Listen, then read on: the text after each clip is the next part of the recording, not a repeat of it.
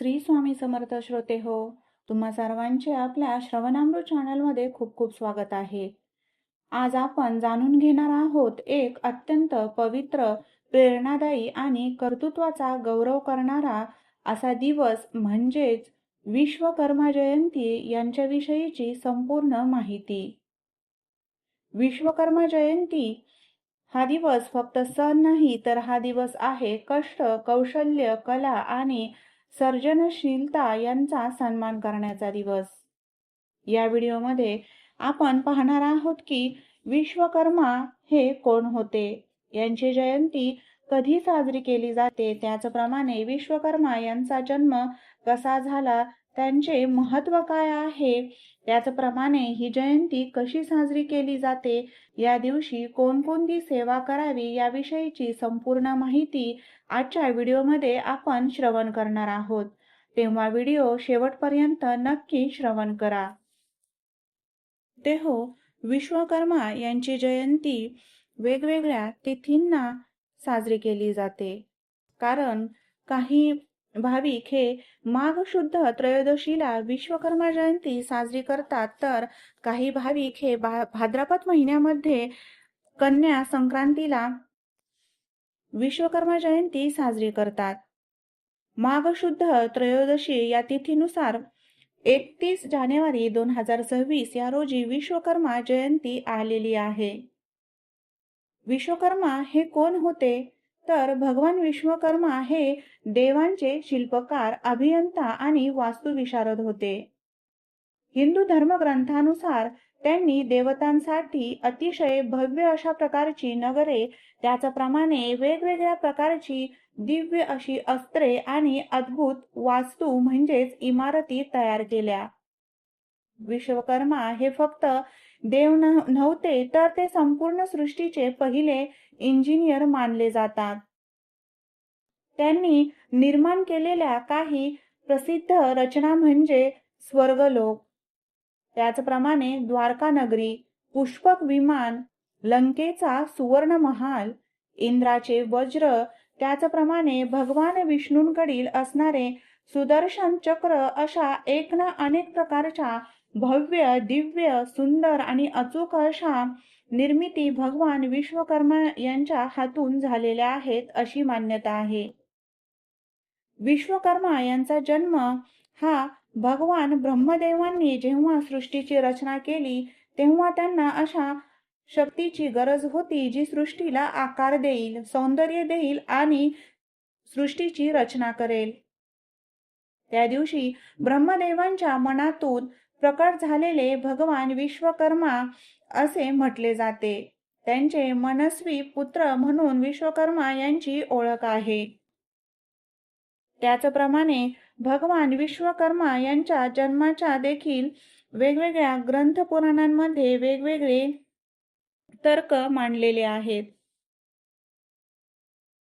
भगवान विश्वकर्मा यांच्या जन्माविषयी पौराणिक मान्यतानुसार त्यांचा जन्म हा भगवान ब्रह्मदेवांचा 7वा पुत्र म्हणून झाला, तर काहींच्या मते समुद्र मंथनामधून विश्वकर्मा यांचा जन्म झाला, तर काही शास्त्रांमध्ये वासुदेव आणि अंगरसी माता यांच्या पोटी पुत्र विश्वकर्मा यांचा जन्म झाला अशी माहिती आढळते.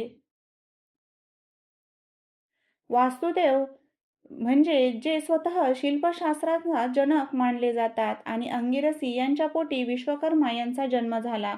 स्कंद पुराणांमध्ये धर्म ऋषींचे 8वे पुत्र प्रभास यांचा विवाह हा बृहस्पती ऋषींच्या भगिनी म्हणजेच भुवना ब्रह्मवादिनी यांच्याशी झाला आणि या दोघांचा पुत्र म्हणजेच विश्वकर्मा आहे असे मानले जाते. विश्वकर्मा हे देवांचे इंजिनियर म्हणून ओळखले जातात, कारण त्यांनी संपूर्ण जगाला रचना, मोजमाप, समतोल आणि सौंदर्य याविषयीची माहिती दिली. विश्वकर्मा हे 5 रूपांमध्ये प्रकट झाले अशी मान्यता आहे. त्यामधील पहिला म्हणजे मनु, दुसरा मय, तिसरा त्वष्टा, तर चौथा शिल्पी व 5वा म्हणजे देवज्ञ. या 5 रूपांमधून त्यांनी विविध प्रकारच्या कला, विज्ञान, अभियांत्रिकी आणि वास्तुकलेची निर्मिती केली. विश्वकर्मा जयंती हा भगवान विश्वकर्मा यांचा जन्मदिवस म्हणून साजरा केली जाते. या दिवसामध्ये प्रामुख्याने कारागीर, लोहार, सुतार, इंजिनियर, आर्किटेक्ट, मेकॅनिक, त्याचप्रमाणे फॅक्टरीमधील कामगार व मशीन ऑपरेटर यांच्यासाठी हा अतिशय पवित्र दिवस मानला जातो. कारण हे सर्व लोक आपल्या हाताने, त्याचप्रमाणे मेंदूने आणि मेहनतीने काहीतरी निर्माण करतात. आणि म्हणूनच या दिवशी हा दिवस अतिशय आनंदाने साजरा केला जातो. विश्वकर्माची जयंती ही भाद्रपद महिन्यामधील कन्या संक्रांतीला देखील साजरी केली जाते. हा दिवस बहुतेक वेळा 17 सप्टेंबर या रोजी साजरा केला जातो. कामगारांचा, कारागिरांचा आणि इंजिनियरांचा दिवस म्हणून या दिवसाला मान्यता आहे. त्याचप्रमाणे विश्वकर्मा दिवस म्हणूनही या दिवसाला मान्यता आहे. आणि म्हणूनच या दिवशी कारखाने, वर्कशॉप, त्याचप्रमाणे गॅरेज, बांधकाम इत्यादी मध्ये, त्याचप्रमाणे ऑफिसमध्ये मशीन, अवजारे, आपले संगणक, वाहने, त्याचप्रमाणे ड्रॉइंग बोर्ड यांची देखील पूजा या दिवशी केली जाते. म्हणजेच आयुध पूजा, आपल्याकडील असणाऱ्या साधनांची पूजा केली जाते. आता जयंती कशी साजरी करायची याविषयी आपण माहिती पाहूयात. या दिवशी लोक सकाळी लवकर उठून स्वच्छ कपडे घालून विश्वकर्म्यांची प्रतिमा असल्यास किंवा फोटो असल्यास या फोटोला फुले, हार, अगरबत्ती, दिवा अर्पण करतात. त्याचप्रमाणे प्रार्थना करतात. या दिवशी अनेक वेगवेगळ्या ठिकाणी मिठाईंचे वाटप केले जाते. त्याचप्रमाणे कार्यशाळांमध्ये देखील प्रसाद दिला जातो आणि सर्वजण आपल्या कामाला हात लावण्यापूर्वी ही पूजा करतात. आपली नोकरी, आपले यंत्र, त्याचप्रमाणे आपली कौशल्य आणि आपले हात हेच खरे आपले देव आहेत, या प्रकारची भावना प्रत्येकाच्या मनामध्ये असते. आणि आपल्या मेहनतीचा सन्मान म्हणजेच भगवान विश्वकर्म्याची पूजा असे मानले जाते. जेव्हा आपण आपल्या अवजारांची पूजा करतो, त्याचप्रमाणे आपल्यामधील कौशल्यांची, आपल्या श्रमाची पूजा करतो, तेव्हा आपण आपल्या कामाला जणू देवाचाच दर्जा देत असतो. आणि म्हणूनच विश्वकर्म्याचा हा निर्मितीचा दिवस म्हणून मानला जातो. आणि म्हणूनच कामगारांसाठी, इंजिनियरांसाठी हा दिवस हा जणू आनंदाची पर्वणीच असते. विश्वकर्मा यांची आठवण म्हणून आपण विश्वकर्मा यांचा मूलमंत्र म्हणजे ओम विश्वकर्मणे नमः या मंत्राचा यथाशक्ती जप नक्की करावा.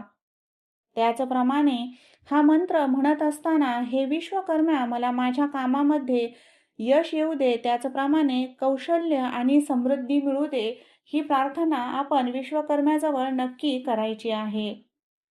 विश्वकर्मा जयंतीच्या निमित्ताने आपल्याला हा संदेश मिळतो की कोणतेही काम छोटे नाही. त्याचप्रमाणे कारागीर असो किंवा इंजिनियर असो, कोणत्याही लहान मोठा निर्माण करणारा हा तो देवासारखाच असतो. मेहनत, प्रामाणिकपणा आणि आपले कौशल्य सादर करणे हे प्रत्येक कारागिराचे, त्याचप्रमाणे इंजिनियरांचे जणू काही खरा धर्मच आहे.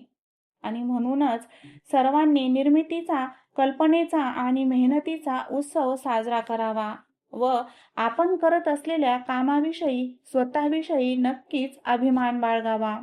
आणि हे सर्व आपण विश्वकर्मा यांच्या प्रेरणेतून करत आहोत. तुम्हा सर्वांना विश्वकर्मा जयंतीच्या खूप खूप शुभेच्छा. धन्यवाद.